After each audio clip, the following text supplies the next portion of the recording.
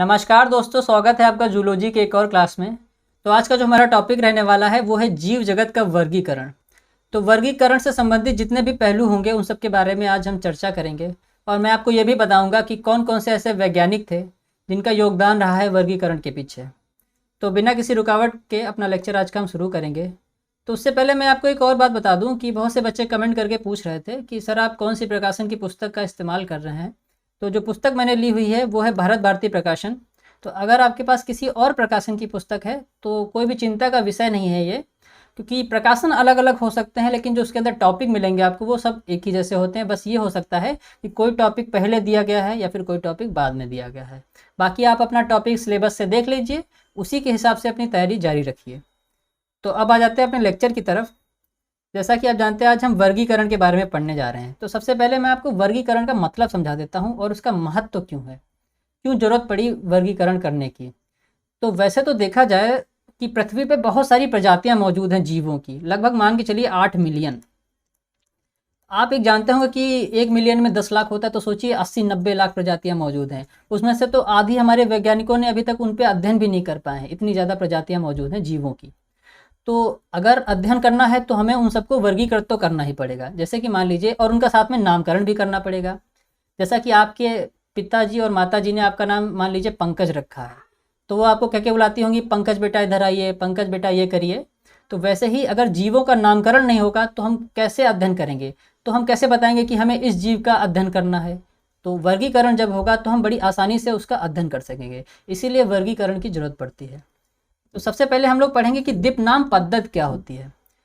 तो इस पद्धति के अनुसार होता क्या है, जैसे मैं एक उदाहरण ले लूँ अमीबा का। अमीबा आपके कोर्स में भी है, मैं बता दूं आपको अमीबा।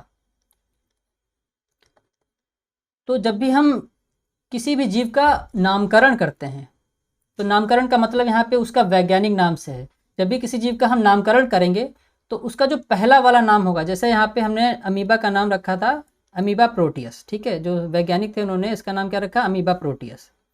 तो इसमें जो पहला नाम है, पहला नाम क्या है, अमीबा है। इसको इस पद्धति के अनुसार बोला गया है कि इसको वंश बोलते हैं, ठीक।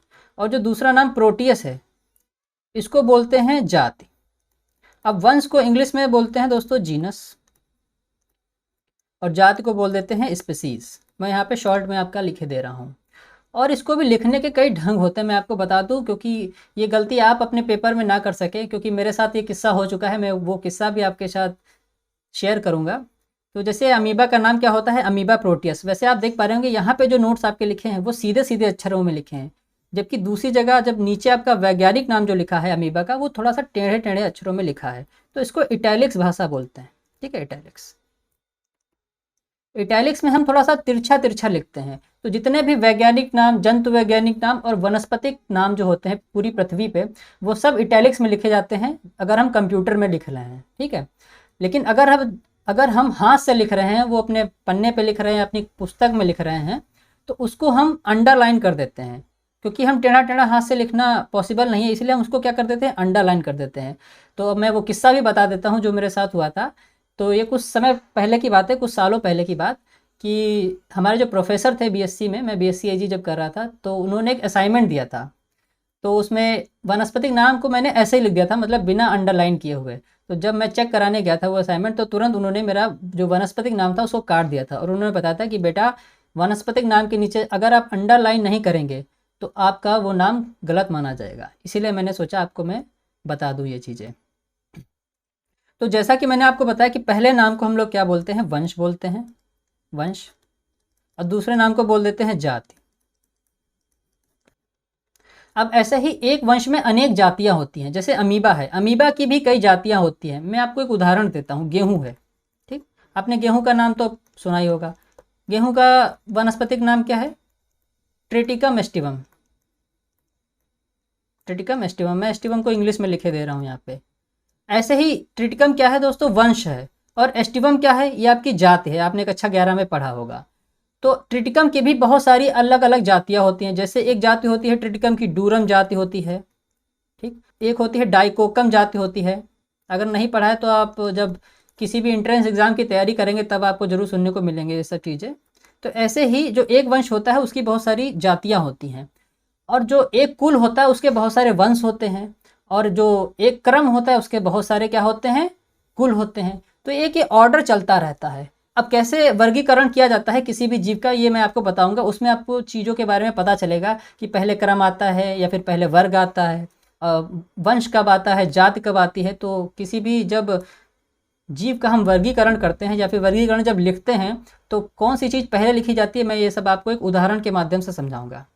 तो जैसा कि आप यहाँ पे देख पा रहे हैं, ये कुछ जंतु वैज्ञानिक नाम दिए गए हैं कुछ चीज़ों के। जैसे बिल्ली का होता है फेलिस डोमेस्टिकस, और यहाँ पे आपको कुछ इंपॉर्टेंट याद करने हैं। जैसे कि हो गया आपका गाय का, क्योंकि कक्षा 12 में आपके कोर्स में गाय और भैंस है, तो गाय का नाम होता है बॉस टोरस, और देसी गाय का क्या नाम होता है, बॉस इंडिकस नाम होता है। तो ये सब जो वैज्ञानिक नाम लिखे गए हुए हैं ये आप याद जरूर कर लीजिएगा। आगे बढ़ते हैं हम अपने लेक्चर में। तो वर्गीकरण के बारे में मुख्यतः अब हम लोग पढ़ेंगे। तो एक साइंटिस्ट थे दोस्तों, कैरोलस लिनियस नाम था, उनको आधुनिक वर्गीकरण का पिता भी कहा जाता है। तो जो कैरोलस लिनियस थे, इन्होंने ही वो पद्धत दी थी जो मैंने आपको थोड़ी देर पहले पढ़ाई है। कौन सी पद्धत, दिप्नाम पद्धत, जिसको बायोनॉमिनल नोमेनक्लेचर भी बोलते हैं हम लोग इंग्लिश में। तो इनकी एक पुस्तक थी, उनकी पुस्तक का नाम बहुत पूछा जाता है, अक्सर क्वेश्चन बनता है, तो ये काफ़ी इंपॉर्टेंट है। ये आप अपनी नोट्स में ज़रूर ऐड कर लीजिएगा कि जो कैरोलस लिनियस थे इनको क्या बोला जाता है, आधुनिक वर्गीकरण के पिता। ठीक है, और इनकी जो एक पुस्तक थी उसका नाम बहुत पूछा जाता, काफ़ी ज़्यादा इंपॉर्टेंट ये प्रश्न है। अच्छा, जो मैं आपके लेक्चर लेता हूँ तो मैं आपको बताते चलता हूँ कि कौन कौन सी चीज़ बहुत ज़्यादा इंपॉर्टेंट है, कौन कौन सी चीज़ उतनी ज़्यादा महत्वपूर्ण नहीं है। तो आप एक काम किया करिए, जो चीज़ मैं ज़्यादा इंपॉर्टेंट बताऊँ उसको आप तुरंत अपनी कॉपी में नोट जरूर कर लिया करिए। जैसा कि मैंने आपको बताया कि कैरोलस लिनियस की पुस्तक सिस्टेमा नेचुरे है, तो ये अक्सर पूछा जाता है, आपको पता होना चाहिए। तो इन्होंने ही जो जीव थे हमारे उनको वर्गीकृत किया था। तो वर्गीकरण को अगर हम परिभाषित करना चाहें तो कुछ इस प्रकार से परिभाषित कर सकते हैं कि जंतुओं को उनकी विभिन्न समानता अथवा विषमता के आधार पर पहचानने, नाम देने तथा विभिन्न वर्गों में रखने को ही वर्गीकरण कहते हैं। कि कुछ जंतु हैं, मान के चलिए कुछ जंतु हैं बहुत सारे, तो मान लीजिए उनमें कुछ समानताएं हैं और कुछ असमानताएं हैं। तो समानताएं वालों को एक वर्ग में रखा जाएगा और जो विषमता होंगी कुछ में उसको दूसरे वर्ग में रख दिया जाएगा। तो उस हिसाब से हम वर्गीकरण करते हैं। तो यहाँ से आपको दो महत्वपूर्ण चीज़ें ही याद रखनी है, क्या कि वर्गीकरण के पिता किसको माना जाता है और उनकी पुस्तक का नाम क्या है। अब जैसा कि मैंने आपको बताया था कि अभी हमें किसी जीव को अगर वर्गीकृत करना पड़ जाए तो हम कैसे करेंगे। तो कैसे, अगर उसका वर्गीकरण लिखने को आ जाए आपके पेपर में, बहुत बार आ चुका है कि अमीबा का वर्गीकरण लिखिए। ठीक है, अक्सर प्रैक्टिकल में ये क्वेश्चन जरूर पूछा जाता है कि आप पैरामीशियम का वर्गीकरण लिखिए, इस तरीके से क्वेश्चन आ जाते हैं, या फिर खरगोश का वर्गीकरण लिखिए, ये सब चीज़ें पूछी जाती है। तो मैं आपको बता देता हूँ कि वर्गीकरण लिखने का सही तरीका और क्रम क्या होता है एक सही। तो सबसे पहले हम जगत लिखते हैं, ये चीज़ याद रखिएगा, जगत। तो हमने यहाँ पे उदाहरण लिया है मनुष्य का। ठीक है, मनुष्य का सबसे पहले क्या लिखते हैं हम, जगत लिखते हैं। अब एक जगत में बहुत सारे उपजगत भी आते हैं, तो इसका जो जगत था मनुष्य का वो होता है एनिमेलिया, मतलब जंतु जगत में आता है मनुष्य। और उसका जो उपजगत होगा वो है बहुकोशिक, मतलब मेटाजोआ। और इसका संघ जो होगा उसको बोल देते हैं हम लोग कार्डेटा। अच्छा, कार्डेटा और नॉन कार्डेटा ये दो चीज़ें हैं, मैं आपको बताऊंगा कि एक हमारे शरीर में एक पृष्ठ रज्जु होती है। ठीक है, तो जिनके शरीर में पृष्ठ रज्जु होती है उनको बोल देते हैं हम लोग कार्डेटा, और जिनके शरीर में पृष्ठ रज्जु नहीं होती है या फिर नोटोकॉर्ड जिसको इंग्लिश में बोलते हैं हम लोग, नोटोकॉर्ड, मैं लिख देता हूँ यहाँ पे नोटोकॉर्ड। जिनके शरीर में यह पृष्ठ रज्जु नहीं होती है उनको बोल देते हैं हम लोग नॉन कॉर्डेट। ये चीज़ आप याद रखिएगा। तो इसका मैंने आपको उपसंग भी बता दिया, और वर्ग इनका क्या होता है, स्तनधारी होते हैं, और प्राइमेट्स इनका क्रम होता है। तो ये आपको ये जो क्रम है ये चीज़ जरूर याद रखना कि सबसे पहले हम जगत लिखेंगे, उसके बाद उपजगत, फिर संघ, फिर उपसंघ, फिर वर्ग, उसके बाद क्रम लिखेंगे, फिर कुल, और फिर वंश, और आखिरी में जात। अब इन्हीं दोनों वंश और जाति को मिला के हम उसका क्या बनाते हैं, नाम बनाते हैं किसी भी जीव का। ये चीज़ मैं आपको बता चुका हूँ। तो मनुष्य का जो नाम हो जाएगा वो हो जाएगा होमो सैपियंस। तो ये चीज़ उम्मीद करता हूँ आपको समझ में आई होगी, क्योंकि आगे बहुत सारे जब लेक्चर आएंगे हमारे तो उसमें आपको अलग अलग जीवों जंतुओं का वर्गीकरण पढ़ना पड़ेगा। तो अगर आपको अभी से ये क्रम याद हो जाएगा तो काफ़ी अच्छा रहेगा। तो जैसे आपने यहाँ पे एक शब्द सुना जगत, तो ये क्या होता है आप सोच रहे होंगे, तो मैं आपको बताता हूँ। तो सबसे पहले दोस्तों जो साइंटिस्ट थे हमारे कैरोलस लिनियस, जिनकी अभी हमने थोड़ी देर पहले बात करी, उनको क्या कहा जाता है कि आधुनिक वर्गीकी का पिता माना जाता है, आधुनिक वर्गीकरण का पिता भी कहते हैं उनको। तो उन्होंने सबसे पहले दो जगत वर्गीकरण दिया था। कितने जगत दिए थे, दो जगत वर्गीकरण। उसमें जो दो जगत थे वो कौन कौन से थे, एक था दोस्तों पादप जगत और एक था जंतु जगत। मतलब इस पृथ्वी या संसार पे जितने भी जीव हैं उनको कैरोलस लिनस जो थे उन्होंने दो जगत में विभाजित कर दिया था। किसमें किसमें? एक था वो जगत का नाम पादप था और दूसरे का जंतु था। लेकिन यह वर्गीकरण उतना ज़्यादा अच्छा नहीं था। क्यों? क्योंकि उसमें कुछ ऐसे जीव थे, कुछ सूक्ष्म जीव भी थे जो सब कुछ पादप में मिल गए थे, कुछ जंतु में मिल गए थे। तो बहुत अच्छे से वैज्ञानिक जो थे अध्ययन करने में उनको तकलीफ हो रही थी। उस वजह से यह वर्गीकरण उतना ज़्यादा सक्सेसफुल नहीं माना जाता है। उसके बाद अच्छा एक और साइंटिस्ट आए जिनका नाम था अर्नेस्ट हैकल। उन्होंने क्या किया? उन्होंने 3 जगत वर्गीकरण दिया। कितने? 3 जगत। 2 जगत पहले थे, उसके बाद उन्होंने एक और जगत बना दिया, उसमें कुछ जीवों को उस जगत में रख दिया। कौन से थे? तो पहला जगत था जंतु जगत, जैसा कि आपने पिछले वाले वर्गीकरण में भी पढ़ा। जो दूसरा जगत था वो था पादप। अब इन्होंने एक नया जगत बना दिया। साइंटिस्ट का क्या नाम था? हैकल नाम था। ये चीज़ आप नोट कर लीजिएगा, ठीक है? हैकल, अर्नेस्ट हैकल इनका पूरा नाम था, वैसे हैकल कहे जाते हैं। और जो तीसरा जगत था वो था प्रोटिस्टा। अच्छा ठीक है। अब प्रोटिस्टा में इन्होंने वो अब जैसे सूक्ष्म जीवों को रखा, जैसे आपके अमीबा हो गए, ठीक है, ऐसे सब सूक्ष्म जीवों को रखा, बैक्टीरिया वगैरह इन सबको इसी में रखा था उन्होंने। फिर ये भी उतना ज़्यादा सक्सेसफुल नहीं माना गया वर्गीकरण। फिर उसके बाद में एक साइंटिस्ट है। अच्छा मैं आपको आगे बढ़ने से पहले एक चीज़ बता दूं कि आपको मेन चीज़ें, ये जो मैं आपको अभी तक वर्गीकरण पढ़ा रहा हूँ, इनमें क्या क्या याद रखनी है। तो जैसे अगर आपसे क्वेश्चन पूछा जाए 3 जगत वर्गीकरण किसने दिया था, ठीक है, 3 जगत वर्गीकरण, तो आप तुरंत साइंटिस्ट का नाम याद रखिए, ठीक है। अगर साल याद कर पाए तो साल याद कर लीजिए, वरना साल इतना ज़्यादा पूछा नहीं जाता किस वर्ष में दिया था, लेकिन आपको साइंटिस्ट या फिर वैज्ञानिक का नाम जरूर पता होना चाहिए।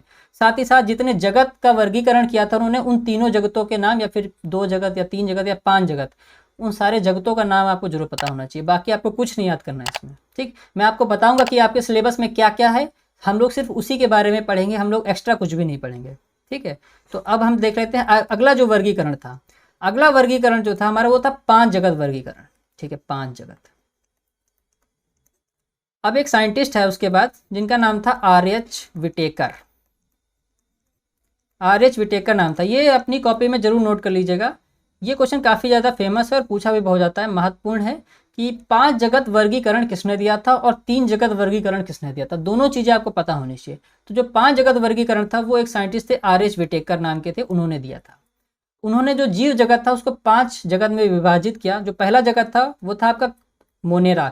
अच्छा, जगत को इंग्लिश में किंगडम भी बोलते हैं। कुछ आप टर्म्स याद करते चाहिए इंग्लिश के आगे, क्योंकि यूज़ होंगे तो आपको पढ़ने में आसानी रहेगी। तो जो पहला जगत था वो मोनेरा था। मैं बताऊंगा कई मोनेरा में कौन कौन से चीज़ें आती हैं, लेकिन मोनेरा आपको पढ़ना नहीं। मोनेरा में आपके आते हैं बैक्टीरिया आता है, ठीक है, और आपका नीलहरी शैवाल आते हैं, ये सब चीज़ें आती हैं आपकी मोनेरा के अंदर। तो मोनेरा आपके कोर्स में नहीं है तो ये आपको नहीं पढ़ना है, ठीक। फिर प्रोटिस्टा। प्रोटिस्टा में एक संघ आता है, ठीक, संघ, जिसका नाम होता है प्रोटोजोआ। ये आपके कोर्स में है क्योंकि इसके अंदर आते हैं अमीबा आता है, पैरामीशियम आता है, ठीक है, और आते हैं यूग्लिना आता है। तो ये सब आपके कोर्स में है, इन सब के बारे में पढ़ना है। तो हमको जो दूसरा वाला जगत है प्रोटिस्टा, इसके बारे में पढ़ना पड़ेगा। फिर तीसरा है पादप जगत। पादप जगत में कौन से आते हैं? पौधे आते हैं। ये भी हमें नहीं पढ़ना क्योंकि हम क्या पढ़ रहे हैं? जंतु विज्ञान पढ़ रहे हैं, तो ये हमें जगत नहीं पढ़ना है। फिर फंजाई। फंजाई मतलब होता है कवक। तो चौथे जगत का क्या नाम था? कवक। ये भी हमें नहीं पढ़ना क्योंकि ये हमारे सिलेबस में नहीं है। अब जो हमारा आखिरी जगत है, इसको मैं जरा ऊपर कर लेता हूँ ताकि आपको दिख सके, उसको बोल देते हैं जंतु जगत या फिर किंगडम एनिमेलिया। क्या बोल देते हैं? जंतु जगत। ये हमारे कोर्स में है। तो हमको 2 जगत के बारे में पढ़ना है, एक तो है प्रोटिस्टा और दूसरा है एनिमेलिया। तो यहाँ से आपको केवल 2 चीज़ें मुख्यतः याद करनी थी कि जो 5 जगत वर्गीकरण है वो किसने दिया था या फिर उसके पिता कौन है, ठीक। और फिर 5 जगतों के नाम आपको पता होने चाहिए, ज़्यादा आपको कुछ याद नहीं करना है। तो जैसा कि मैंने आपको बताया कि हम जंतु जगत के बारे में पढ़ने वाले हैं। अच्छा, तो आपके साइंटिस्ट जो थे आर.एच. विटेकर, जिनका अभी नाम कुछ देर पहले मैंने आपको बताया, जिन्होंने 5 जगत वर्गीकरण दिया है, उन्होंने एक चीज़ बताई थी कि जो प्रोटिस्टा किंगडम था, जैसे मैंने आपको बताया था जो दूसरा जगत था वो प्रोटिस्टा था।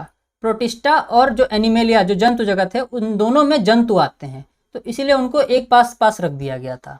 तो जैसा कि आप यहाँ पे देख पा रहे हैं, जंतु जगत को 2 चीज़ों में विभाजित किया है। एक क्या है? एक कोशिकीय प्राणी, जिनका शरीर जो होगा वो सिर्फ एक कोशिका से मिलकर बना होगा, और फिर दूसरी तरफ बहुकोशिकीय प्राणी, मतलब जिनका बहुत सारी कोशिकाओं से मिलकर शरीर बना होगा, उनको क्या बोल देंगे, बहुकोशिकीय प्राणी।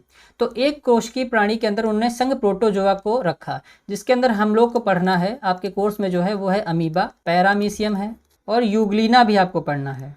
इन सब टॉपिक के बारे में हम लोग बहुत डीपली चर्चा करेंगे आगे आने वाले लेक्चर में।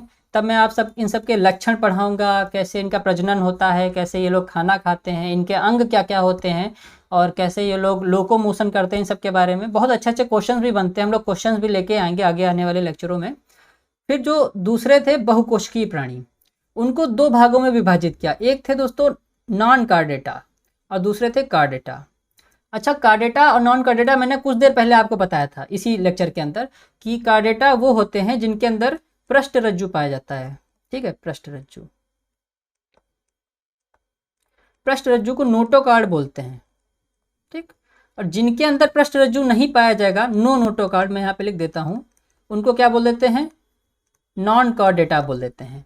उसके अंदर फिर हम लोग को ये सब कुछ जो संघ दिए गए हैं इनके बारे में भी पढ़ना है, जैसे पोरीफेरा हो गया, प्लेटीहेल्मिन्थेस हो गया, एनालिडा हो गया, मोलस्का हो गया, सीलेंटेट्रा हो गया, निमाटोडा, आर्थ्रोपोडा, इकाइनोडर्मेटा। अच्छा, जो मेन चीज़ें आपको पढ़नी है वो मैं आपको बताता हूँ। एक हमारा ये वाला संघ बहुत ही ज़्यादा महत्वपूर्ण है, आर्थ्रोपोडा।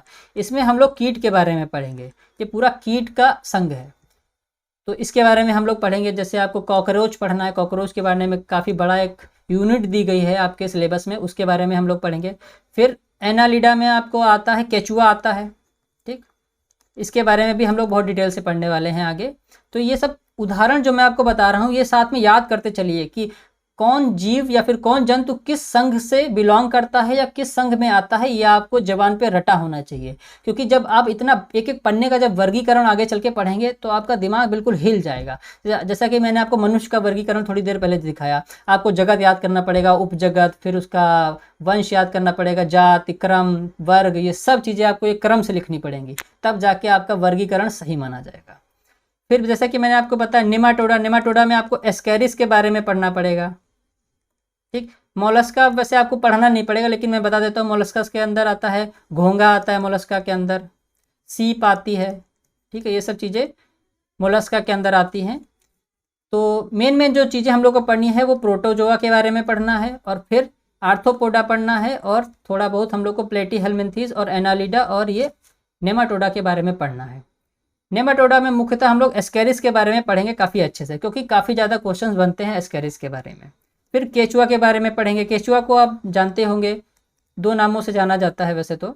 एक हो गया आपका किसान का मित्र भी बोलते हैं इसको, किसान का मित्र क्यों बोलते हैं ये भी मैं आपको बताऊंगा अभी। और दूसरा, इसको प्राकृतिक हलवाहा भी बोलते हैं।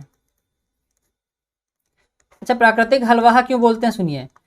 ये क्या करता है, ये मिट्टी को खाता है और फिर वापस निकाल देता है। ठीक, तो उसकी जो मल मूत्र जो होता है उसको कास्टिंग बोला जाता है। ठीक है, वो मिट्टी को काफ़ी ज़्यादा उपजाऊ करता है और ये मिट्टी को पलटता भी चलता है, इसीलिए इसको प्राकृतिक हलवाहा भी बोलते हैं। किसान का मित्र क्यों है, क्योंकि ये भूमि की उर्वरता बढ़ाता है, इसीलिए इसको किसान का मित्र बोल देते हैं।